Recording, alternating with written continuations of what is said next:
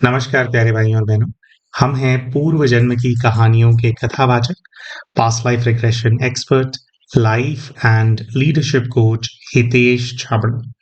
प्यारे दोस्तों, हमारे आज के इस वीडियो के अंदर एक 24-25 वर्ष की आयु के भाई हैं। उनकी पूर्व जन्म की कहानी आप सभी के सामने प्रस्तुत करने जा रहे हैं। दोस्तों, ये केस हमारे जो टीम मेंबर हैं, वंदना बहन, उन्होंने इस केस को हैंडल किया और उन्होंने ही पूरी तरह से जो ये भाई हैं इनकी सहायता करी। ये जिस भाई का केस है दोस्तों, ये कहते हैं कि बचपन से ही मानसिक और शारीरिक तौर से ये बहुत ज़्यादा कमज़ोर खुद को महसूस करते हैं, बहुत इनको वीक फ़ील होता है। ये कहते हैं कि बचपन से ही मुझे ऐसा लगता है कि जैसे हर कोई मुझे इग्नोर करता है, और कहते हैं पूरे जीवन भर मुझे स्कूल के अंदर बुली भी बहुत ज़्यादा किया गया है। फिर ये कहते हैं कि अच्छा, जो हमारे वंदना बहन है, उन्होंने कहा कि देखो भैया, जो भाई है वो लगभग 24-25 वर्ष की आयु का भाई है, लेकिन उनको जैसे वीडियो कॉल पे देखा तो ऐसा लगा कि जैसे कोई 15-16 वर्ष की आयु का टीनेजर हो। तो वाक़ई में मतलब शारीरिक रूप से उतने डेवलप नहीं। दूसरा, फिर ये बताते हैं कि जो इनके अंडर डेवलप होने का कारण है, एक बहुत बड़ा कारण ये है कि इनके अपने घरवालों ने इनको बहुत ज़्यादा दबाया है। इनके परिवार में ऑलमोस्ट हर व्यक्ति ऐसा है जो कि इनको डोमिनेट करता है, और कह रहे हैं कि भाई ने जो जो सेशन करा रहे थे, उन्होंने विशेष ये बात बोली कि मुझे ऐसा नहीं लगता कि कोई एक भी व्यक्ति मेरे जीवन में ऐसा है जो मुझे पसंद करता हो। घरवाले भी और घर के आस-पास के, मतलब जैसे हमारे रिलेटिव्स होते हैं, चाचा-मामा टाइप्स है ना, दादा-दादी टाइप्स।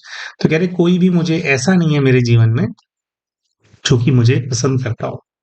फिर कुछ किस्से इस भाई ने अपने बताए, दो वो आपको बता देते हैं, फिर उसके बाद फिर आगे के केस कह रहे कि 12वीं के अंदर मेरे को हम अच्छा, कह रहे हैं कि जो मेरे पिताजी हैं, पिताजी सबसे ज़्यादा डोमिनेटिंग इंसान है, और कह रहे हैं मेरे पिताजी इस प्रकार से हमेशा प्रयास करते हैं कि जो मैं करना चाहता हूँ, मैं वो ना कर पाऊँ, और कह रहे हैं वो ऐसी चीज़ में मुझे डलवाते हैं जिसके अंदर मेरा इंटरेस्ट ना हो और मैं तरक्की ना कर पाऊँ, और कह रहे हैं मुझे उनकी आँखों में दिखाई देता है ये, कि जैसे वो चाहते ही नहीं है कि मैं तरक्की करूँ। ये कहते हैं कि मैं डॉक्टर बनना चाहता था, मेडिकल स्टडीज़ को परस्यू करना चाहता था, और जिसके चलते कह रहे मैंने 11वीं-12वीं में अच्छी प्रिपरेशन करी थी। कह रहे मैं 12वीं के बाद नीट का एग्ज़ाम देना चाहता था। लेकिन ये कहते हैं कि जब मेरा बोर्ड एग्ज़ाम था, उससे 2-3 महीने पहले कुछ ऐसा हुआ कि मैं अचानक से बहुत ज़्यादा बीमार पड़ गया, और बीमार ऐसा पड़ गया कि मैं सीधा आईसीयू में पहुँच गया। कह रहे आईसीयू से मैं बाहर आया, मेरी प्रिपरेशन अच्छी थी, तो मैंने बोर्ड के एग्ज़ाम्स तो दे दिए। लेकिन ये कहते हैं कि मेरी ये हालत देख कर के मेरे पिताजी को बहाना मिल गया कि भाई तेरी तो जो सेहत है उसका कोई भरोसा ही नहीं है, तेरे से काम डॉक्टरी की पढ़ाई करवाएँगे, तू बीच में लटक जाएगा, हमारा पैसा बर्बाद हो जाएगा। तो कह रहे हैं ऐसा करके इनके पिताजी ने इनको जो है नीट की प्रिपरेशन आगे, मतलब जो एग्ज़ाम है वो देने ही नहीं दिया। ज़बरदस्ती इनको बीएससी के अंदर एडमिशन कराया, और इनके पिताजी ने कहा कि तू जो है बीएससी ले ले, तेरे को साइंस में इंटरेस्ट है, और बैंक पीओ के एग्ज़ाम की तैयारी कर ले। तो ये कहते हैं मैं बिल्कुल भी नहीं करना चाहता था, लेकिन ज़बरदस्ती मुझसे बैंक पीओ के एग्ज़ाम की प्रिपरेशन कराई गई, जिसके अंदर मैं फेल होता चला गया। कह रहे मेरा इंटरेस्ट ही नहीं है, तो मैं कैसे करूँ? तो कहते हैं कि बहुत ज़्यादा जो है डोमिनेट करते हैं। बाकी अपने पिताजी का नेचर ये बताते हैं कि उनकी वैसे भी किसी से नहीं बनती, ना माँ से, ना दादा से, ना, कह रहे बस उनकी थोड़ी चाचा-चाची से बनती है, और बहुत ही ऐसे एक हेट्रेड से भरे हुए इंसान हैं। तो फिर इनसे पूछा गया कि अच्छा बाकी लोग कैसे हैं? माताजी के साथ अगर पिता की नहीं बनती, तो माताजी की आपसे बनती है? तो इन्होंने कहा कि माता और पिता की अपने लेवल पे नहीं बनती, लेकिन मुझे ऐसा लगता है कि जो पिता की वजह से जो भी हेट्रेड माताजी को मिलता है, जो भी हीन भावना उनको मिलती है, वो सारी हीन भावना मेरी माँ बचपन से मुझ पे निकालती आई है। तो कह रहे हैं मेरी माँ भी बहुत ज़्यादा मिसबिहेव मेरे साथ करती आई है। बचपन से कहते हैं मैंने अपनी माँ से ये बातें सुनी हैं कि मैंने कौन-सा पाप किया था जो तूने मेरी कोख से जन्म लिया? तू तू दूसरे लड़कों की तरह क्यों नहीं है? लड़कियों की तरह तेरी आवाज़ है। कह रहे इस तरह के ताने माँ हमेशा से मुझे मारती आई है। फिर ये कहते हैं कि मेरी माँ जो है ना, उनको ना सरकारी नौकरी है। सरकारी नौकरी मतलब जैसे एक वो जो सेविकाएँ होती हैं ना, तो कह रहे हैं कि मेरे को ऐसे थोड़े छोटे लेवल की है, लेकिन सरकारी नौकरी है। कह रहे हैं बचपन से मैंने ये देखा है कि मेरी माँ अपनी नौकरी पे निकल जाती थी, पापा अपने खेत को निकल जाते थे, और मुझसे पूरे घर का काम कराया जाता। कह रहे मैं घर का काम कर दूँ, लेकिन इनफ खाने को अवेलेबल नहीं होगा घर के अंदर, या मैं खा रहा हूँ, ये कह रहे जैसे मैं ऑलरेडी शारीरिक रूप से काफ़ी कमज़ोर हूँ, तो काम वगैरह करके मैं थक जाता हूँ। तो इंसान सोचता है कि मैं थक गया हूँ तो कोई चलो पानी का ग्लास मेरे को भी दे दे या कोई मेरी डाइट का ख़्याल रख ले। लेकिन ये कहते हैं कि बचपन से ही मेरी जो डाइट है वो इग्नोर होती आई है, क्योंकि कोई होता ही नहीं है मुझे कुछ देने के लिए कभी भी, और मैं थक करके बहुत बार जो है खा पी नहीं पाता हूँ। तो कह रहे मेरी ग्रोथ इसलिए भी नहीं हो पाई है। फिर ये कहते हैं कि जब मैं अपनी माँ के गर्भ में था, उस समय दादी ने माँ को बहुत तंग किया था। तो दादी और माँ का रिश्ता बड़ा खराब था। लेकिन ये कहते हैं कि मेरा जन्म होने के बाद मेरी माँ की सरकारी नौकरी लग गई, और जब सरकारी नौकरी लग गई तो मेरी दादी और माँ का रिश्ता बेटर हो गया। बेटर हो गया मतलब कह रहे हैं कि आज भी वो बस साथ में बैठ के चाय पी लेते हैं, लेकिन वो एक दूसरे को पसंद नहीं करते, लेकिन दादी वो कुछ कहती नहीं है अभी। बट कह रहे हैं देखो मेरी विडंबना देखो, जब मैं गर्भ में था माँ की, उस टाइम पे बहुत ज्यादा टॉर्चर किया गया माँ को, जिसकी वजह से मैं मेरा जो शरीर है वो अंडर डेवलप्ड ही, कह रहे मैं बहुत पतला और बहुत कम मेरा वेट था जब मेरा जन्म हुआ। तो ये कहते हैं बाद में उनकी जॉब लगी और दादी उनका रिलेशन ठीक हो गया।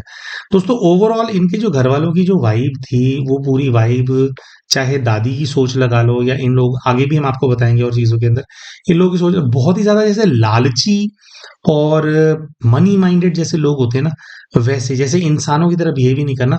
हर चीज में पैसा पैसा पैसा, और पैसे की भूख, और पैसे के हिसाब से इंसान को तोलना।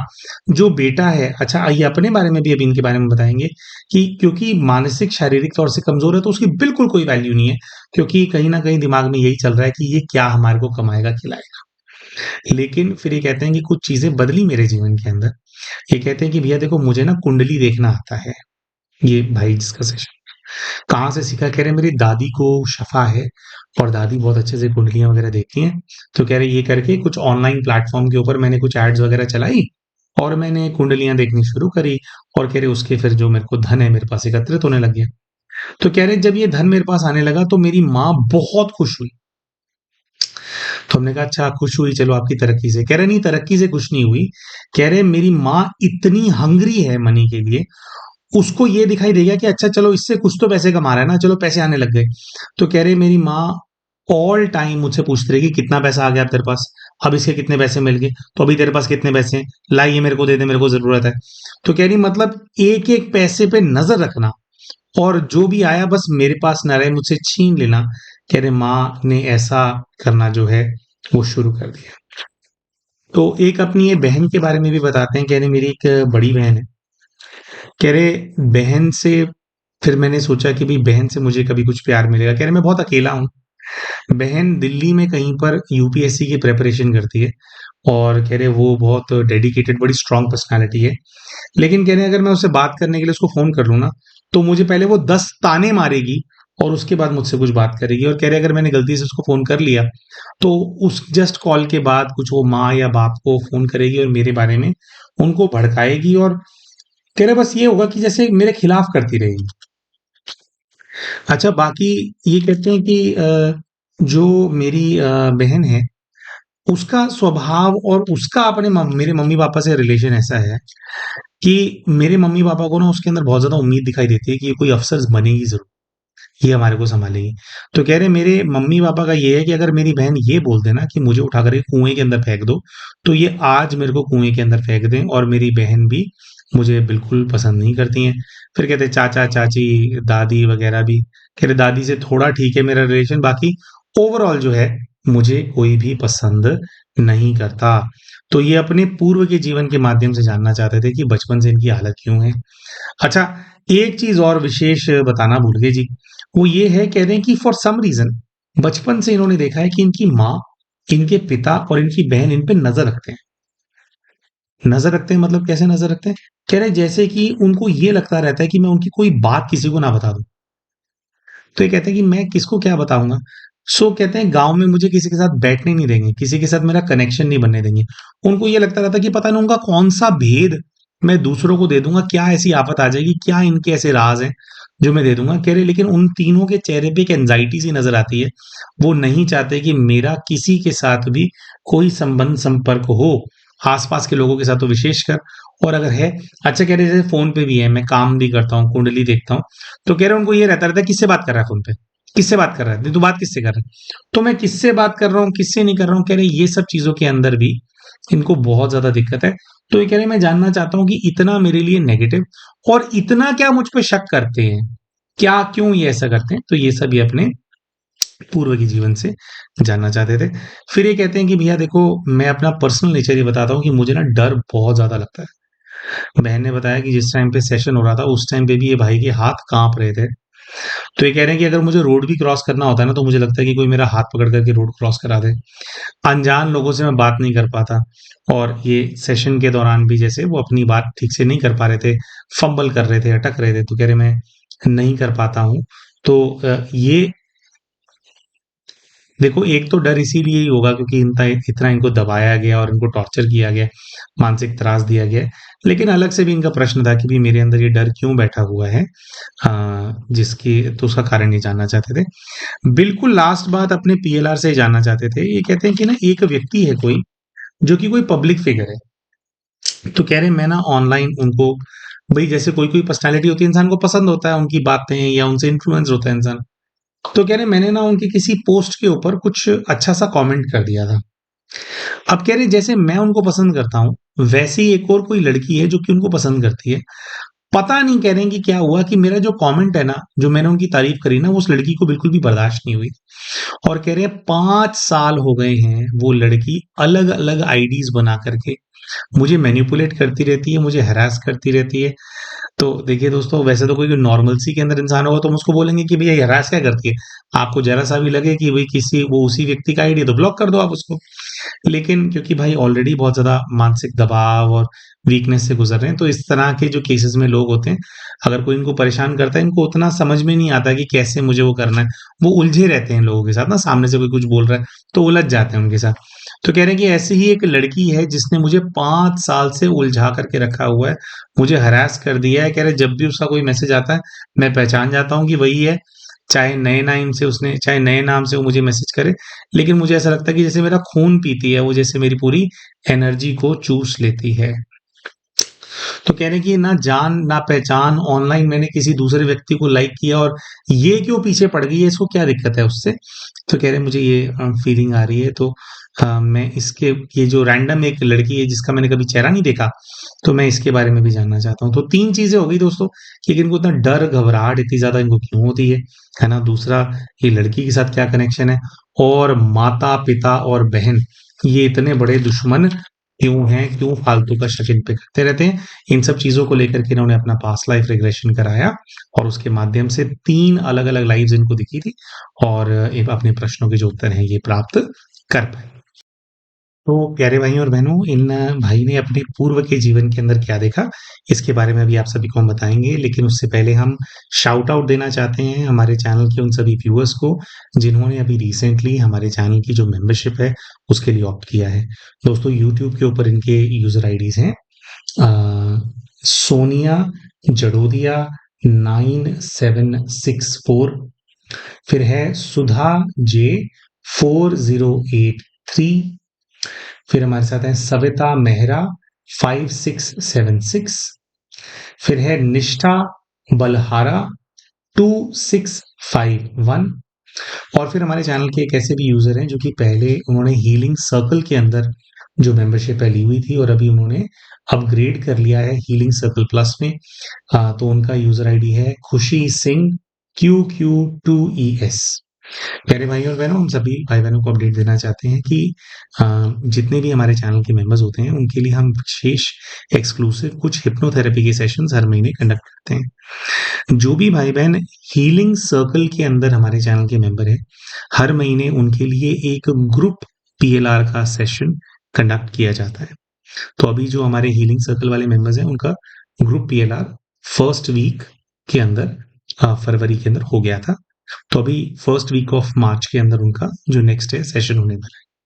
जितने भी भाई बहन हीलिंग सर्कल प्लस के अंदर हमारे चैनल के मेंबर हैं, उनके लिए 5 से 6 अलग-अलग हिप्नोथेरेपी के सेशंस कंडक्ट किए जाते हैं, जिसके अंदर से 2 ग्रुप पीएलआर हैं कुछ डी एडिक्शन वाले सेशन है, इनर चाइल्ड हीलिंग है और इस प्रकार के और कई सारे, जिसके अंदर आपको गहरा ध्यान करा करके हिप्नोसिस की स्टेट में ले जा करके आपके अंतर्मन को हील किया जाता है, एनर्जी को रिजॉल्व किया जाता है और बहुत सारे जैसे अंदर की दबी हुई चीजें होती हैं उनको ठीक किया जाता है। तो 5 से 6 अलग-अलग जो है सेशंस जितने भी हीलिंग सर्कल प्लस वाले मेंबर्स हैं उनके लिए कंडक्ट किए जाते हैं। इसी प्रकार से जो आने वाली 22 तारीख है, 22 फरवरी है, 22 फरवरी को जो हीलिंग सर्कल प्लस वाले मेंबर्स हैं, उनका जो सेकंड ग्रुप का पीएलआर का सेशन है वो कंडक्ट कराया जाएगा। सेशन मॉर्निंग में कंडक्ट कराया जाएगा। हीलिंग सर्कल प्लस की मेंबरशिप इसलिए भी शुरू की गई है कि हर कोई इवनिंग के अंदर सेशंस को अटेंड नहीं कर सकता। तो ये वाला जो ग्रुप पीएलआर होगा 22 तारीख को, इसको मॉर्निंग 7:30 एएम या 8 एएम कंडक्ट किया जाएगा।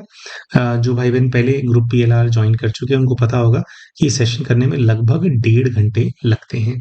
ठीक है? तो आपको 9 साढ़े 9 बजे तक का टाइम अपने साथ लेकर के चलना है।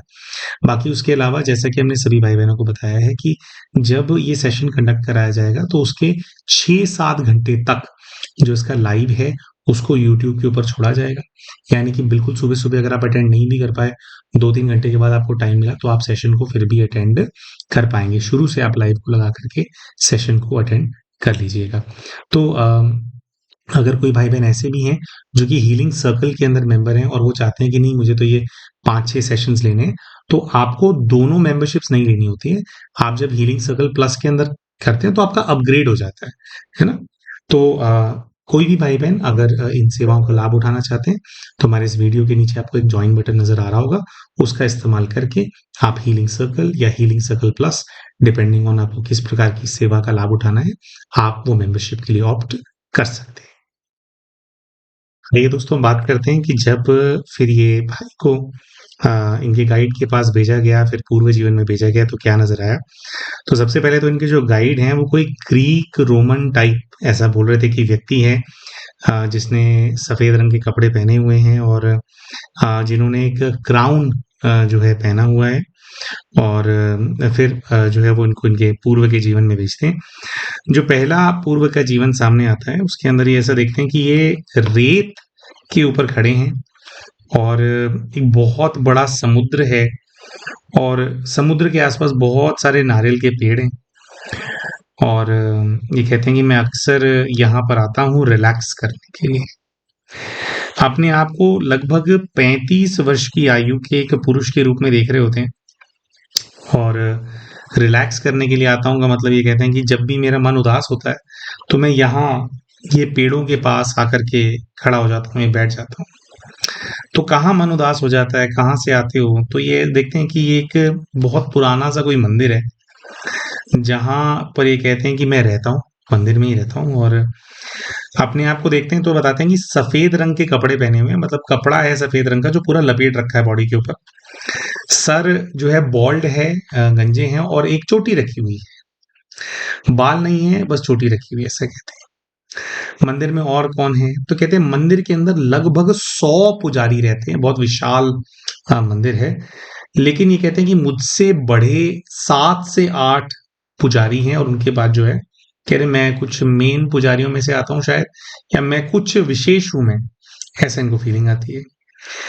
ये देखते हैं कि मैंने पैरों के अंदर खड़ाऊ पहनी हुई है और लेकिन ये कहते हैं कि जो जीवन है वो बहुत ज़्यादा उदासी से भरा हुआ है। इनसे पूछा जाता है कि आप तो मंदिर के अंदर रहते हो, इतने सारे लोग हैं, तो उदासी से क्यों भरा हुआ है?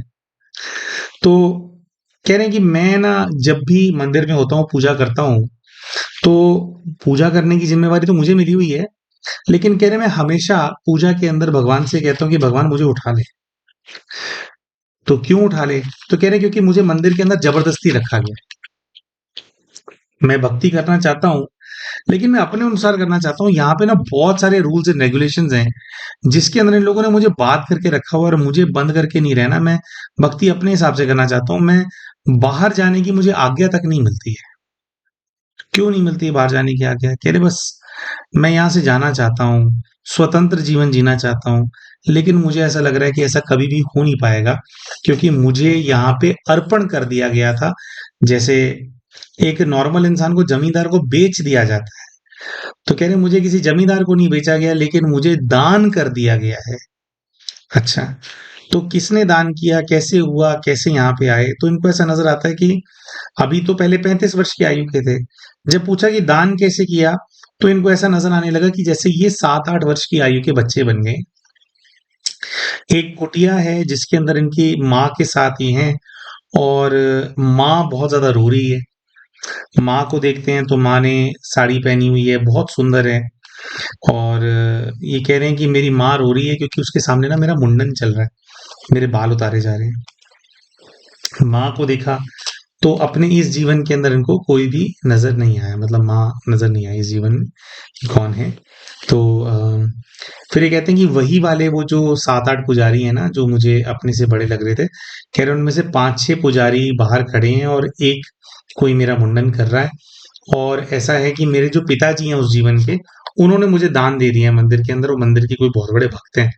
तो कह रहे मुझे दान दे दिया, और माँ बहुत रो रही है कि भी मेरा इकलौता बेटा है वो मुझसे छिन रहा है, मुझसे जा रहा है। तो कह रहे हैं कि मुझे पता है कि मैं अब यहाँ से जाऊंगा तो कभी वापस नहीं आऊंगा। कुछ इस प्रकार का सिस्टम है, मंदिर कहीं दूर है। फिर क्या होता है, तो कह रहे हैं कि फिर मैं मंदिर आ गया हूँ, मैं वैदिक शिक्षा ग्रहण कर रहा हूँ, मंत्रों का उच्चारण कर रहा हूँ, मंत्र सीख रहा हूँ, और बस फिर यही मेरा जीवन हो गया, मैंने माँ बाप को कभी देखा नहीं वापस। तो फिर इनसे पूछा जाता है कि अच्छा ठीक है, अभी आप इतना ज्यादा घुटन में वो जीवन को जी रहे थे, तो भी फिर चलो ठीक है, आप आगे जाओ, अभी तो आप 35 साल के हो ना, तो आप उस एज के अंदर जाओ जिसके अंदर आप 50 साल के हो। तो जैसे इनको बोला गया कि 50 साल के हो, तो इनको ना एकदम ब्लैंक हो गया सब कुछ। तो ब्लैंक हो गया तो उससे ये चीज समझ में आ जाती है कि भाई ब्लैंक हो गया तो इसका मतलब ये है कि 50 साल की आयु हुई नहीं, उससे पहले ही जीवन खत्म हो गया। तो फिर इनसे बोला गया कि ठीक है चलो फिर ऐसा करते हैं, आपकी मृत्यु का जो दृश्य है उसके अंदर जाओ आप। तो मृत्यु के दृश्य के अंदर इनको ऐसा नजर आता है कि मंदिर के अंदर एक ऐसा स्थान है जो कि बिल्कुल खाली जगह है। जैसे बहुत बड़ा कॉरिडोर है मंदिर का, लेकिन मंदिर की वो बहुत वो है, भाई किसी जगह पे तो कहीं पूजा होती है, कहीं पे कुछ होता है, कहीं पे लंगर है, लेकिन कह रहे हैं एक ऐसा स्थान है जहाँ पे ना कुछ नहीं होता, यहाँ पे ना सिर्फ अकेला अकेला है, खालीपन है यहाँ पे। तो कह रहे हैं कि मैं ऐसे स्थान पे बैठा हुआ था, और ऐसे स्थान पे बैठे हुए मुझे एकदम से ऐसा फील हुआ कि जैसे किसी ने आकर के मेरी छाती के अंदर हाथ डाल दिया है, और एकदम से जैसे वो सब कुछ खींच रहा है मेरे अंदर से। तो कौन खींच रहा है? कह रहे ऐसे कोई नजर नहीं आ रहा, कोई अदृश्य शक्ति है, और मुझे ऐसा लग रहा है कि मेरी सांसें उखड़ रही हैं। वैसे तो जो अनुभव ये बता रहे थे कुछ ऐसा था कि जैसे हार्ट अटैक आ रहा हो व्यक्ति को, लेकिन ये कह रहे थे कि सिर्फ हार्ट अटैक ऐसे नहीं आ रहा, कोई इसके अंदर एनर्जी इन्वॉल्व है। और इनको दिखाई देता है कि एकदम से कह रहे तीखा दर्द उठा, जैसे हजारों सुइयां एक साथ चुभी हों, और कह रहे हैं कि थोड़ी देर में मैं शांत हो गया, और इन्होंने ऐसा देखा कि जिस समय मृत्यु हुई उस समय लगभग 40 वर्ष की आयु के थे। मृत्यु हो गई, लेकिन ये कह रहे हैं मृत्यु होते ही मेरे को बड़ी खुशी फील हो रही है, क्योंकि मैं अपने जीते जी इस मंदिर से बाहर नहीं निकल पा रहा था। ये कहते हैं कि मुझे परमात्मा की सेवा करने का मौका मिला, मैं खुश था उस चीज से, लेकिन मुझे मेरी मर्जी के खिलाफ यहाँ पे लाया गया था ना, मैं अपनी स्वेच्छा से नहीं आया था, इसीलिए मुझे मंदिर भी कैद लग रहा था। तो मृत्यु होने के बाद ये कह रहे हैं कि मुझे खुशी हो रही है कि मैं जो है अपनी जो कैद है उससे मैं आजाद हूँ। अच्छा, इसके अंदर कई सारी चीजें दोस्तों देखने की ये हैं जो कि इन्होंने अपने पीएलआर कराते टाइम डिस्कस नहीं करी थी। इन्होंने बताया कि मेरे अभी के जीवन के अंदर मैं ब्राह्मण नहीं हूँ, पूर्व के जीवन में तो मैं ब्राह्मण समाज का था जो ये जीवन देखा। कह रहे मेरे घर के अंदर सभी लोग जो हैं वो मांसाहार करते हैं, और कह रहे हैं वो बचपन से मेरे को फोर्स करते हैं कि तू भी मांसाहार कर। लेकिन ये कहते हैं कि मैंने तुलसी की माला पहनी हुई है, और मैं उनको बोलता हूँ कि देखो मैंने तो माला धारण की हुई है, तो मैं तो ये सब नहीं कर सकता। ये भी एक कारण है जिसकी वजह से कह रहे हैं मेरे घर वाले मुझे नापसंद करते हैं, क्योंकि मैं एक ऑड वन आउट हूँ। पूरा खानदान जो है नॉनवेज वगैरह खाता है, लेकिन कह रहे हैं मुझे पसंद नहीं है। दूसरा ये कहते हैं कि जो कुंडली देखने की विद्या भले ही मेरी दादी ने मेरे को सिखाई, लेकिन कह रहे हैं उन्होंने थोड़ा बहुत ही बताया, और मुझे ना बहुत इंस्पिरेशन आता है कि कैसे करना है। चार्ट्स वगैरह कह रहे हैं मुझे बहुत अच्छे से आते हैं पहले से। उसके अलावा ये कहते हैं कि जो मंत्र होते हैं, जो वैसे वो करते हैं, कह रहे हैं कि मेरे को बहुत सारे मंत्र आते हैं अपने आप ऐसे ऐसे मैंने पढ़ लिए, एक तो मेरा इंटरेस्ट था पढ़ने का।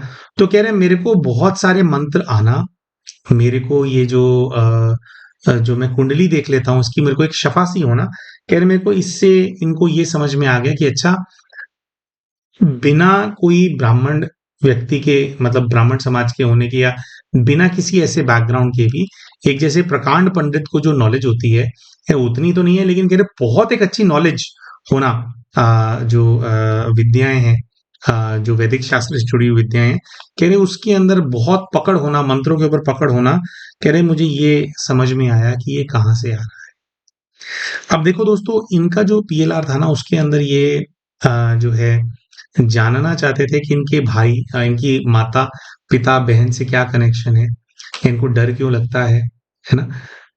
पहली जो लाइफ सामने आई उसके अंदर वो वाला उत्तर तो नहीं आया लेकिन बहुत बार क्या होता है दोस्तों सबसे पहले ना गाइड आपको कई बार वो वाली लाइफ दिखा देते हैं जिसको देखने की आपको बहुत ज्यादा जरूरत होती है जिससे कुछ अर्थ आपके जीवन में आने वाला होता है। तो हमें लगता है कि कहीं ना कहीं भले ही इस जीवन में भी कुछ बंधन इनको दिखाई दिया लेकिन इनके गाइड या जो डिवाइन पावर्स इनके साथ हैं उनका ये इशारा है कि जिस दिशा में तुम काम कर रहे हो ये कुंडली करने वाला या जो जो इस प्रकार की जो विद्याएं हैं जिस दिशा में तुम बढ़ रहे हो इसके अंदर ही तुम्हारी ग्रोथ होगी क्योंकि नेचुरली ये तुम्हारी आत्मा के अंदर बसा हुआ है कुछ ना कुछ शफा तुम कैरी कर रहे हो क्योंकि ये जो बच्चा है ना ये मतलब क्योंकि घर वाले परेशान इतना करते हैं स्ट्रेस इतना तो तरक्की नहीं कर पा रहा अपनी लाइफ के अंदर जो बीएससी करी वो भी बेकार है किसी काम की नहीं है इनके लिए क्योंकि उसमें इंटरेस्ट नहीं है। तो इनको हमें ऐसा लगता है कि जो पहली लाइफ दिखाई गई वो पहली लाइफ जो इनके अंदर छुपा हुआ जो इनका ज्ञान है पूर्व के जीवन का उसको है। अच्छा क्या होता है कि पूर्व के जीवन में आपने किसी चीज को सिद्ध किया होता है बहुत प्रैक्टिस की होती है ना तो इस जीवन में अगर आप करोगे ना तो बहुत एक नॉर्मल आदमी से आप बहुत तेजी से सीखोगे इस चीज को क्योंकि उसका पार्ट होता है आपके अंदर। तो हमें ऐसा लगता है कि इनके गाइड ने इनका कल्याण करने के लिए इनको इस दिशा के अंदर आगे बढ़ाने के लिए जो पहला जीवन है वो दिखाया। फिर जो है इनसे स्पेसिफिकली पूछा गया गाइड के पास वापस भेजा गया कि भाई उनसे जुड़ा हुआ तो जीवन दिखाओ भाई क्या दिक्कत है मुझे डर क्यों लगता है ये सब तो पता लगा ही नहीं। तो जैसे ये बोला तो फिर एक दूसरी लाइफ के अंदर जो है इनके गाइड ने इनको भेज दिया। तो दोस्तों जब फिर दूसरी लाइफ के अंदर इनके गाइड भेजते हैं इनको पूर्व जीवन देखने से पहले ही बहुत ज्यादा सेशन के दौरान ये पैनिक करने लग जाते हैं और इस तरह से बिहेव करने लग जाता है कि मुझे उठना है मुझे देखना नहीं है ये पैनिक करने लग जाते हैं बहुत ज्यादा। तो ऐसे केस के अंदर क्या होता है जो हमारी थेरेपिस्ट होती है वो एकदम से कंट्रोल कर लेती हैं इनको और इनको वो थोड़ा डांट करके बोलती हैं कि नहीं आपको यहाँ पर लेटे रहना है अभी देखना है जो भी पूर्व के जीवन में हुआ था वो अभी आपको हर्ट नहीं कर सकता। और फिर थोड़ा जो है पहले पूर्व के जीवन को दिखाने से पहले थोड़ी हीलिंग भी इनको गाइड का वापस से आह्वान किया गया उनकी एनर्जी इनको दिलवाई गई इनको विश्वास दिलाया कि भी मैं भी तुम्हारे साथ हूँ गाइड भी तुम्हारे साथ हैं और ये केवल दृश्य हैं दृश्यों को देखो। तो जैसे ही बोला जाता है तो काफी देर तक कांप रहे होते हैं है ना और उनकी सहायता करके फिर उनको जो है दृश्यों में लेकर के जाया जाता है। दोस्तों देखो ये वाली बात ना हम आपको इसलिए भी बता रहे हैं क्योंकि कई सारे भाई बहनों के अप्रिशिएशन होते हैं कि अगर हितेश भाई सेशन नहीं करेंगे और वंदना बहन करेंगे या कोई और टीम मेंबर करेंगे तो पता नहीं हमारे को उतना सपोर्ट मिल पाएगा या नहीं मिल पाएगा जितना हम एक्सपेक्ट कर रहे हैं। तो हमारे टीम मेंबर्स के अंदर वही भाई बहन हमारे टीम मेंबर बनते हैं जिनके अंदर हमारे को पता होता है कि हमारे जैसा या हमसे भी अच्छा अगर सेशन कोई डिलीवर कर सकता है तो उन्हीं भाई या उन्हीं बहनों को हम अपनी टीम में अपने साथ काम करने के लिए रखते हैं।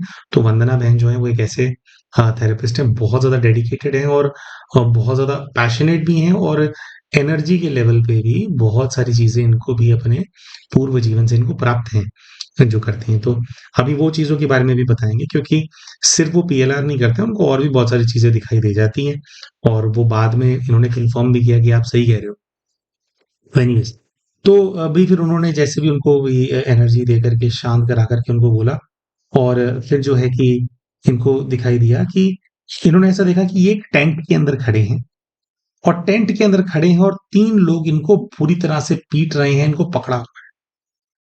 तो टेंट कैसा है शादी का टेंट है क्या है तो ये देखते हैं कि टेंट ऐसा है जिसमें जैसे राजाओं का शिविर नहीं लगा होता जैसे जब युद्ध का समय होता है तो युद्ध के अंदर क्या होता है कि अपना एरिया बना लेते हैं भाई राजा लड़ने वाले वो टेंट गाड़ लेते हैं अपने शामियाना जिसको बोलते हैं वो कर लेते हैं। तो कह रहे हैं ऐसे कि शामियाने के अंदर ये खड़े हैं अपने आप को लगभग 15 वर्ष की आयु के एक युवा लड़के के रूप में देख रहे होते हैं और ये कहते हैं कि ये ऐसी जगह है जहां या तो युद्ध चल रहा है या फिर युद्ध होने वाला है, और मुझे इन 3 लोगों ने पकड़ लिया, बहुत बुरी तरह से मार रहे हैं। क्यों मार रहे हैं? एकदम से ये कहते हैं क्योंकि मैं जासूस हूँ। अच्छा, मैंने लोगों की जो ये वाले जो लोग हैं, कह रहे मैं एक दूसरे राजा का जासूस हूँ, और मेरे को ना इन लोगों का कोई सीक्रेट्स मैं ले जा करके वहां पर दे रहा था। इनकी क्या तैयारी है, क्या है? कह रहे ये सब मैं काफी कुछ बता चुका हूँ मेरे वहां पे। कह रहे अभी ये मैं शायद लास्ट ट्रिप मारने के लिए आया था यहाँ पे, और इस बार में ये लोग समझ के इन्होंने मुझे पकड़ लिया है। तो जो अभी मेरे पास राज है, ये बिल्कुल नहीं चाहते कि मेरे राजा तक पहुंचे। और ये लोग कौन है? कह रहे ये लोग राजा के खास सिपाही हैं। वो किंग्स गार्ड होते हैं ना, राजा के अंगरक्षक होते हैं। कह रहे वो लोग हैं ये, जिस राजा का राज मैं अपने राजा को देता हूँ। और कह रहे हैं कि ये लोग ना मेरा ना, कह रहे बहुत बड़ी बड़ी आंखों से गुस्से में मुझे देख रहे हैं। कह रहे और तीनों मिल करके, दो ने पकड़ा हुआ है और एक ना मेरा ना गला दबा रहा है, गला घोंट रहा है मेरे को ना, मेरे दम निकल रहा है मेरी। कह रहे मैं सिर्फ 15 साल का लड़का हूँ, पतला सा, और ये लोग तो तगड़े तगड़े हट्टे कट्टे हैं, पहलवान है, तो है ना, योद्धा हैं। तो इनसे पूछा जाता है कि भाई इतनी छोटी उम्र में कहाँ तुम्हारे राजा ने तुम्हारे को यहाँ पे मरने के लिए भेज दिया? तो क्योंकि भाई ये तो गलत बात हो गई। तो ये कह रहे हैं देखोगे ना, मैं ना मेरे जो राजा हैं उनके वहां का तो बहुत वफादार हूँ, कोई उनके किसी खास का बेटा हूं मैं। ये कहते हैं कि ना मैं ना सिर्फ 15 साल का, तो 15 साल के लड़के पे ना कोई शक नहीं करेगा। तो मैं ऐसे गांव का लड़का बन करके मतलब यहाँ पे आया हुआ हूँ। तो ये गेम ही यही थी हमारी की भी, 14-15 साल का लड़का है क्या ये, तो कोई ध्यान भी नहीं देगा। कह रहे लेकिन मुझे पकड़ लिया गया है, और इनका जो राज की बात है वो मैंने समझ ली है। तो ये कहते हैं कि इन्होंने मुझे बहुत ही बेरहमी से मेरा गला दबा करके मारा है, मेरी आंखें बाहर आ गई हैं। और वो लोग जो मुझे मार रहे हैं उनकी ना खून से आंखें लाल हैं, बहुत गुस्सा है उनको। शायद जो राज मैं ऑलरेडी अपने खेमे में पहुंचा चुका हूं, उसकी वजह से इनको काफी नुकसान ऑलरेडी हो चुका है, और अब जो है इन्होंने दबोच लिया और इन्होंने मुझे मार दिया। और ये कहते हैं कि भैया जो अभी, मतलब बहन को इन्होंने बताया कि इस टाइम पे जब ये मेरा गला दबा करके मेरे को मार रहे हैं, जब मेरी सांसें उखड़ रही हैं, तो उस टाइम पे मुझे वही वाला डर लग रहा है जो डर अमूमन तौर पे मुझे लगता है, जो मैं कांपता रहता हूँ ना। एक अनजाना डर है मेरे अंदर जिसको लेकर के मैं कांपता रहता हूँ, जो चल नहीं पाता, रोड भी क्रॉस करनी है तो मुझे लगता है कि कोई मेरे को रोड क्रॉस करा दे। कह रही है वही डर है जो इस समय मेरे अंदर बस रहा है, जब मेरा गला दबा करके मुझे मारा जा रहा है। और दोस्तों आप समझ ही गए होंगे, ये 3 जो किंग्स गार्ड हैं, जो 3 सैनिक हैं जो कि इनका गला दबा करके मार रहे हैं, ये और कोई नहीं है, इनको अपने पिता, अपनी माँ और अपनी जो बहन है वो नजर आती है कि वो ही बेरहमी से इनका गला दबा करके इनको मार रहे हैं। तो दोस्तों इनके अभी के जीवन में देखा जाए तो फिर क्या हुआ था, जिस राजा के राज इन्होंने दे दिए थे वो हार गया, जीत गया, ये सब तो पता नहीं लगा। लेकिन अ, एक गुप्तचर के रूप में, एक जासूस के रूप में उन लोगों के बड़े रहस्य तो इन्होंने अपने खेमे में ऑलरेडी पहुंचा दिए थे, जिसकी वजह से हारे या जीते लेकिन नुकसान बहुत ज्यादा हुआ होगा इन लोगों का, फॉर श्योर। इसी वजह से इनके जो ये माता पिता बहन है, इनके अंदर बहुत ज्यादा एंजाइटी रहती है कि ये किसी को बताएं। देखिए इस जीवन के अंदर तो कोई जासूसी कर नहीं रही, लेकिन क्या होता है पुराने जीवन का एक ऑब्सेशन होता है। क्या पता वो लोग इनकी जासूसी से जो इन्होंने जानकारी दी थी मरमुरा गए हों उसके बाद, या उनको बहुत ज्यादा कोई नुकसान हो गया हो, युद्ध हार गए हों, है ना, तो कोई बहुत बड़ा भार आ गया होगा उनके ऊपर, क्योंकि इन्होंने जासूसी करके जो है वो आगे सीक्रेट्स दे दिए। तो उसी का ही बदला कहीं ना कहीं ये सब लोग मिलकर के इनसे ले रहे हैं। अब और रिश्तेदार भी इनको जैसे पसंद नहीं करते, तो हम ऐसा समझते हैं, हालांकि दिखाई नहीं दिया, लेकिन हम ऐसा समझते हैं कि और भी जैसे आसपास के जो लोग हैं जो इम्पैक्ट हुए होंगे, वो इनके आसपास के जो है रिश्तेदार आज की डेट में जो है वो लोग रहे होंगे, उसी खेमे के जिसका नुकसान इन्होंने किया था। तो क्यों इनकी माँ, इनके पिता, इनकी बहन इनको इतनी नफरत करते हैं? अच्छा, जिन दोनों ने पकड़ा हुआ था वो इनके माता और पिता थे, और जो गला दबा रहा था वो इनकी बहन है, इनकी इस जीवन की। तो क्यों इनसे नफरत करते हैं? क्योंकि दुश्मन राजा के जासूस हैं, है ना? तो वो सारे जो कारण हैं इनके सामने आ गए। अच्छा, फिर इनसे पूछा गया कि भई वो तीसरा वाला तो बताओ, उसका पता नहीं लगा कि वो ऑनलाइन रैंडम जो लड़की है, जो परेशान करती है, हैरास करती है, उसका क्या कारण है?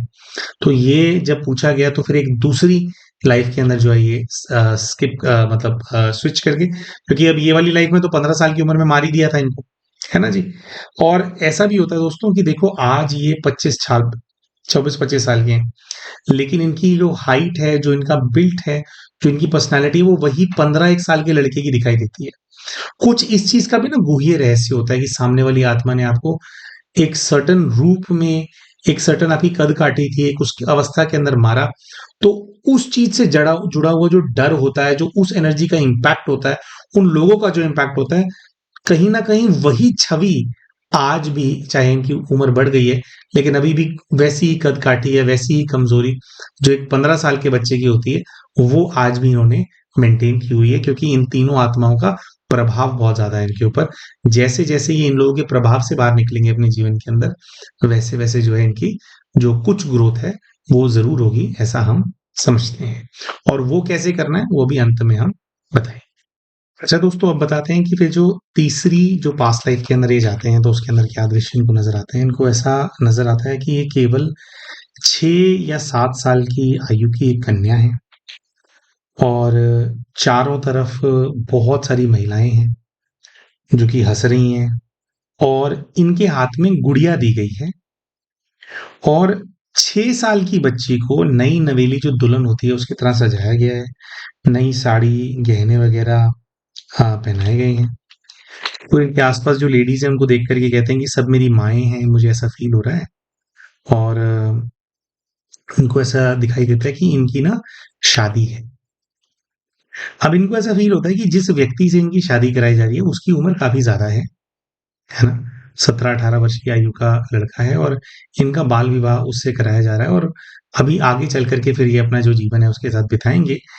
और जो भी जो ये सेलिब्रिटी हैं जिनको ये पसंद करते हैं, या जिनके जिनके लिए उन्होंने कमेंट डाला था, जिनके थॉट्स इनको पसंद आते हैं, कहीं ना कहीं शायद जिस लड़के से विवाह हो रहा था वो वही सेलिब्रिटी है। तो कंफर्म नहीं हुई ये वाली बात, लेकिन वो वही है।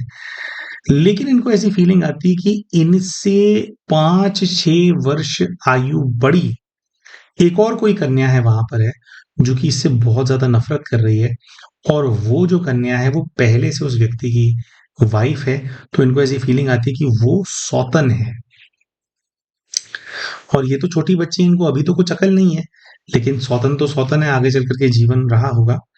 तो जब इस चीज को एक्सप्लोर किया जा रहा था तो कहीं ना कहीं देखो यहाँ पे समझ में आ गया कि भाई क्यों एक रैंडम इंसान को इस चीज से तकलीफ हो गई कि इन्होंने, जबकि खुद पुरुष हैं, किसी दूसरे पुरुष की तारीफ कर दी, क्यों उसको दिक्कत होगी, क्यों इसके पीछे पड़ गई है, क्योंकि ये लोग सौतन रहे होंगे आपस में उस जीवन के अंदर।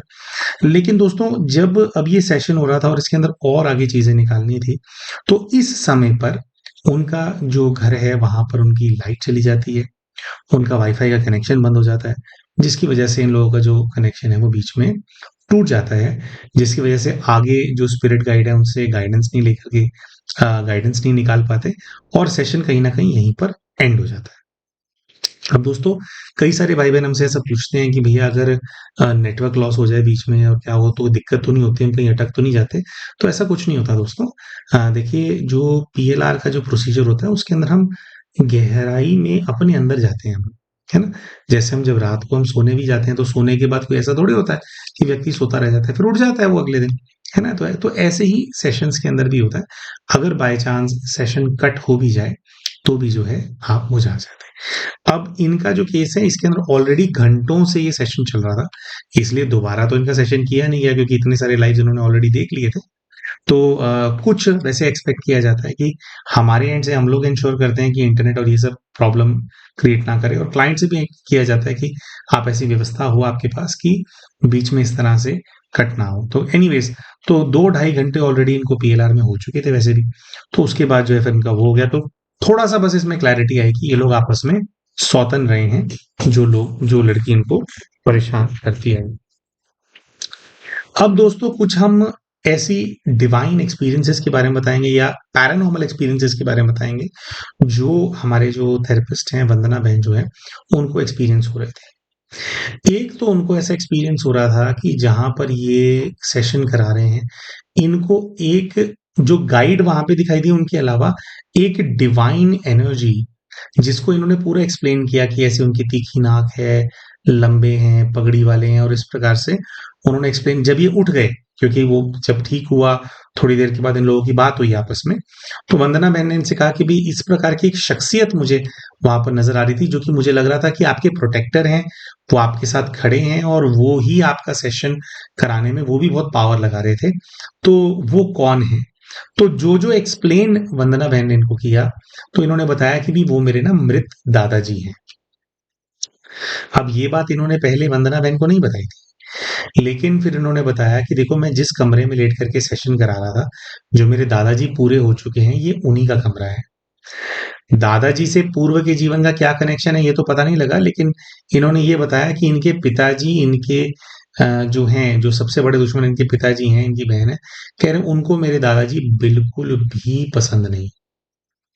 कह रहे इनफैक्ट जब इनके दादाजी कभी-कभी इनके घर पे खाना खाने आ जाते थे, तो एक बार दादाजी ने भोजन किया था और मेरे पिताजी ने दाँत पीसते हुए कहा था कि बुड्ढा कितना खाना खाता है, ये मर क्यों नहीं जाता? और कह रहे उसके अगले दिन ही जो मेरे दादाजी हैं उनकी मृत्यु हो गई थी। मुझे इस चीज़ का बड़ा दुःख है, बड़ा दर्द है मेरे अंदर। तो फिर इन्होंने जो क्लाइंट हैं उन्होंने ये भी बताया कि इस कमरे के अंदर कई बार मुझे वो बैठे हुए नज़र आते हैं और मुझे फीलिंग आती है कि वो मुझे बहुत प्रोटेक्ट करते हैं क्योंकि मैं बहुत डरता हूँ। तो एक तो ये चीज़ आई। तो इनको बताया गया कि भई ठीक है जो भी है, आप अपने दादाजी को अपने साथ बाँध करके नहीं रखो, उनको मुक्त कराओ, उनको बोलो कि दादाजी मैं मैनेज कर लूँगा, आप अपनी यात्रा पे आगे निकलिए। उसके अलावा दोस्तों एक बहुत ही अजीब-सी पैरानॉर्मल चीज़ हो रही थी। ये कह रहे हैं कि बहन ने बताया कि जिस समय मैं इनका सेशन कर रही थी, तो सेशन करते-करते मुझे ऐसी फीलिंग आ रही थी कि जैसे इनके अलावा एक दूसरा चेहरा इनके चेहरे के अंदर से बाहर निकल रहा था। है ना? जब सेशन करा रहे हैं, डिवाइन एनर्जी दे रहे हैं, तो जैसे चेहरा अदृश्य है लेकिन चेहरा है ना? एक अदृश्य चेहरा, एक दूसरा चेहरा निकलेगा, फिर वापस समा जाएगा, फिर दूसरा चेहरा निकलेगा, वापस समा जाएगा। इस प्रकार के 2 अलग-अलग चेहरे जो वंदना बहन है उन्होंने महसूस किए कि जैसे इनके साथ मर्ज हो रखे हैं, कोई एनर्जीज़ हैं जो कि इनके साथ हर समय रह रही हैं। दोस्तों क्योंकि कनेक्शन कट हो गया था तो इस चीज़ पे क्लैरिटी तो नहीं मिल पाई, लेकिन जितनी हमारी समझ है उसके अनुसार हम आप लोगों को एक्सप्लेन कर देते हैं कि इनके साथ क्या हो रहा है। देखिए जो इनके परिवार के सदस्य हैं, ये लोग जो हैं इनके साथ इनका कार्मिक अकाउंट ज़रूर है, लेकिन जो इनकी मंदिर के अंदर मृत्यु हुई थी, जो किसी एनर्जी ने आकर के जो है इनके प्राण ले लिए थे, हम ऐसा समझते हैं कि तब से ही कुछ एनर्जीज़ हैं जो कि इनके साथ दोस्तों जो पूजा के भी जो स्थान होते हैं, पूजा के स्थानों पे क्या होता है मुक्ति का कार्य कराया जाता है, बहुत सारे अनुष्ठान कराए जाते हैं। तो ऐसे स्थानों पे भी क्या होता है कि जो जगह खंडर बन जाती है, वहाँ पर बहुत सारी प्रेत आत्माएँ और इस तरह की जो डिमोनिक एंटिटीज़ हैं, वो छुप करके रहने लग जाती हैं। है ना? जो कि जहाँ पर पूजा नहीं हो रही है, जहाँ पर मतलब पूरा सब मेंटेन नहीं किया जा रहा। तो वहाँ पे उतारा किया जाता है मंदिर के अंदर और वो चीज़ें यहाँ पे आकर के मतलब कहीं-कहीं पे रहने लग जाती हैं। और दुर्भाग्य वश कभी-कभी हम ऐसी चीज़ों के कॉन्टैक्ट के अंदर आ जाते हैं और वो हमारे साथ अटैच हो जाती हैं। अब ऐसा भी था कि पूर्व के जीवन में जो मंदिर इनको दिखाई दिया था, उसके अंदर इन्होंने बताया था कि वहाँ पे कुछ ऐसा निवारण वगैरह का कार्य होता है और मेन पुजारियों में से एक पुजारी ये थे। तो हम ऐसा समझते हैं कि ज़रूर ये किसी न किसी का कोई निवारण वगैरह कराते होंगे और कोई 2 चिड़ी हुई शक्तियाँ जो हैं, वो इनके साथ अटैच हो गई हैं। अब इस तरह की एनर्जीज़ क्या काम करती हैं दोस्तों कि देखो एक तो कुछ लोग ऐसे हैं जिनके साथ आपका कार्मिक अकाउंट है। कई सारे ऐसे भी तो होते हैं कि दूसरे से स्कूल के अंदर लोग बुली कर रहे हैं। सबके साथ आपका कार्मिक अकाउंट नहीं है, लेकिन अगर नेगेटिव एनर्जी आपके साथ है, वो आपके साथ मर्ज होकर के रह रही है, आपके शरीर के अंदर आपके साथ रह रही है। कुछ होती हैं वो बिल्कुल चिपक जाती हैं आपकी आत्मा के साथ। वो आपके शरीर के थ्रू ही अपना पूरा जीवन को एक्सपीरियंस करती हैं। तो वो एक ऐसा असर पैदा करती हैं कि लोग आपको डिसलाइक करें, लोग आपके साथ अनकंफर्टेबल हो जाएँ। एक्चुअली में वो जानबूझ करके उस एनर्जी को रेडिएट करती हैं और आपको दुःख दिलवाती हैं। अब हम दोबारा बोल रहे हैं दोस्तों, ये एनर्जीज़ इस भाई के साथ कैसे अटैच हो गई, ये चीज़ नहीं पता लग पाई। लेकिन पास्ट लाइफ रिग्रेशन के दौरान जो भी हमारी ये प्यारी जो बहन है, वंदना बहन जो है, जो इनकी इनको कई सारी प्राप्तियाँ हैं और हम आपको ये बताना चाहते हैं कि जो वंदना बहन हमारे साथ काम करती हैं, वो सिर्फ़ इस जीवन में हमारे साथ काम नहीं कर रही है, कई जन्मों के अंदर जो है, ये हमारी शिष्य रह चुकी हैं और बहुत क्लोज़ जो शिष्य होता है ना, उस रूप के अंदर ये रही हैं। तो जो जैसे हमारे को जो प्राप्तियाँ हैं, जो विद्याएँ या जो कुछ भी हमारे साथ चलता है, तो बहुत कुछ क्या होता है कि आपका जो सबसे प्रिय शिष्य होता है, कुछ उसको भी ट्रांसफ़र्ड होती हैं। तो बहुत बहुत सारी ब्लेसिंग्स और बहुत सारी विशेष शक्तियाँ जो हैं ये बच्ची अपने साथ रखती है। इसके साथ हैं, बच्चे के साथ इसको भी बहुत सहायता मिलती है। तो उस जो भी वरदान वंदना बहन के साथ है अभी, उसके माध्यम से भले ही क्लैरिटी ना मिली हो, है ना? ऐसा भी हो सकता था कि बस पूर्व का जीवन देखा और फिर आगे भी वही जयराम जी की हो जाता। लेकिन उनको इस बच्चे को प्रोटेक्ट कौन कर रहा है, ये भी दिखाई दिया और 2 आत्माएँ अटैच्ड भी हैं इस बच्चे के साथ, ये वाली बात की भी क्लैरिटी मिल गई। तो क्या होता है, इस तरह की जो आत्माएँ होती हैं, एक तो ये ऐसा असर पैदा करते हैं कि सब लोग आपको हेट करें और अंदर से आपको डिमोटिवेट करते रहते हैं, नेगेटिव थॉट्स देते रहते हैं, नेगेटिव थॉट्स। एक तो बाहर वाले लोग ही नेगेटिव कर रहे हैं और दूसरा आपके साथ जो चीज़ बैठी है, वो भी आपको नेगेटिव करती चली जा रही है। तो अब दोस्तों, इस बच्चे को अपने जीवन के अंदर क्या करना चाहिए? क्या इसका निवारण कैसे होगा? इसके बारे में अब थोड़ा-सा हमारा जो, क्योंकि गाइड से गाइडेंस मिला नहीं, तो जो हमारी अंडरस्टैंडिंग है, उसके हिसाब से थोड़ा-सा कुछ हम आपके सामने रखेंगे। अगर आप में से भी कोई इस प्रकार की किसी परिस्थिति के अंदर है, तो आप भी जो है ये जो सॉल्यूशन हम यहाँ पे भी बताने वाले हैं, उसको अपनी लाइफ के अंदर इम्प्लीमेंट कर सकते हैं। जी, तो प्यारे भाई और बहनों, देखिए हमारे जो ये भाई हैं, जितना हमारे को समझ में आया उसके प्रमाण जो है, ये बच्चा इसको क्या करना चाहिए, थोड़ा-सा हम गाइडेंस देना चाहते हैं। वीडियो के माध्यम से भी अगर बच्चा देखता है तो उसको पता रहेगा कि उसको क्या करना चाहिए। देखिए, सबसे ज़्यादा इस बच्चे के लिए जो इम्पोर्टेंट है वह है कि परमपिता परमात्मा शिव को केदारनाथ के रूप में इनको साधने की आवश्यकता है। क्योंकि जो बच्चा है इसको ना कई जन्मों से इसका ऐसा पैटर्न चलता आ रहा है, चाहे मंदिर में ही था, इसको कैद किया जा रहा है। कैद क्यों कर रहे हैं, उसका और पीछे का कोई कारण होगा। लेकिन इसको कैद कर लेना चाहते हैं, चाहे अभी के घर वाले कैद कर लेना चाहते हैं या वो मंदिर के अंदर एक प्रकार से जो इनको ज़बरदस्ती इनको डोनेट कर दिया गया। तो ये एक जो जो दबी हुई इनकी पर्सनैलिटी है, उसके बाहरी कारण वो हैं, लेकिन जो बाहरी जितनी भी आत्माएँ जुड़ी हुई हैं, चाहे फिज़िकली इनके माता-पिता, बहन हों या फिर वो प्रेत आत्माएँ हों, ये सब इनको बाँध रहे हैं, इनको कैद किया हुआ है। तो केदारनाथ जी का ध्यान करना इस बच्चे के लिए बहुत-बहुत आवश्यक है। देखो, केदारनाथ जी का जब हम ध्यान करते हैं, तो जो शक्ति होती है ना, केदारनाथ कहाँ पर होता है? देखो, चोटी के ऊपर होते है ना? बिल्कुल ऊँचाई पे। जितना ज़्यादा मनुष्य आत्मा ऊँचाई को अचीव करती चली जाती है, उतना ज़्यादा जो नीचे की जो गंदगी है, जो लोअर फ्रीक्वेंसी पे सब कुछ चल रहा है, उन सब के बंधन से आत्मा मुक्त होती चली जाती है। सरल शब्दों के अंदर हम बताएँ कि जब केदारनाथ जी का ध्यान किया जाता है, तो केदारनाथ जी के ध्यान से हम परम धाम के अंदर जाकर के विराजमान हो जाते हैं। देखो, परम धाम कौन-सा जगत होता है? शांति धाम भी इसको बोलते हैं। परम धाम वो लोक है, जहाँ पर शिव हैं, सबसे ऊपर, सबसे तेज चमकने वाले सूर्य, सबसे महाशक्ति शिव सबसे टॉप पर विराजमान होते हैं। और यही वो स्थान होता है जिसको मोक्ष का स्थान भी कहा जाता है, जहाँ पर केवल और केवल शून्य होता है, जहाँ कोई संकल्प नहीं, जहाँ कोई हिसाब-किताब नहीं, जहाँ शरीर ही नहीं, तो जहाँ शरीर नहीं होती, वहाँ पर कोई कैद नहीं होती। तो केदारनाथ जी का ध्यान करने से वो जो सभी कैदों से मुक्त करने वाली जो स्थिति है, जो स्थान है, उसकी जो शक्ति है, उसको बच्चा यहीं पर ही महसूस कर पाएगा और जितना ज़्यादा केदारनाथ जी का ध्यान करेगा, उतना ज़्यादा ना दूर हो जाएगा। अभी इस बच्चे के केस के अंदर क्या है, अमूमन तौर पे हम क्या करते हैं कि आप क्षमा योग करो, आप उन आत्माओं को मुक्त कराओ। बात क्या है कि बच्चा बहुत कमज़ोर है। तो ये अगर क्षमा योग करेगा इन लोगों के साथ या उनको मुक्त कराने, इन लोगों को मुक्त कराने का प्रयास करेगा, तो उसको बहुत ज़्यादा अटैक करेंगे और ये ऑलरेडी बहुत कमज़ोर है। इसकी वजह से थोड़े समय के लिए इस बच्चे को एस्केप मोड लेने की आवश्यकता है। जनरली हम ये रिकमेंड नहीं करते हैं, लेकिन इस बच्चे की स्थिति के अंदर इसको एस्केप मोड लेने की आवश्यकता है। इसको केवल और केवल मैं परम धाम के अंदर विराजमान हूँ, परमात्मा शिव केदारनाथ है, मैं मास्टर केदारनाथ हूँ। जैसे शिव सर्व बंधनों से मुक्त है, जन्म-मरण से न्यारे हैं, है ना? एकदम परे हैं, उसी प्रकार से उनके केदारनाथ रूप का ध्यान करने से सभी प्रकार की कैद से ये बच्चा मुक्त हो जाएगा। और कैसे कैद से मुक्त हुआ जाता है। इस चीज़ को समझने के लिए बच्चा जो है राजयोग मेडिटेशन सीखे। हमारे इस वीडियो के अंदर जो अगले महीने कोर्स शुरू होने वाला है, हम उसका ग्रुप का लिंक शेयर कर देंगे और उसके अंदर सभी ज्योतिर्लिंगों से जुड़ा हुआ मेडिटेशन कराया जाता है। बच्चे को केदारनाथ वाला मेडिटेशन करना है। उसके अलावा हमने एक वीडियो डाला था हमारे चैनल पे, पावरफुल इन 15 मिनट्स। तो पावरफुल इन 15 मिनट्स वाला जो वीडियो है वो 10 से 15 मिनट का वीडियो है, उसमें 12 मिनट का मेडिटेशन है।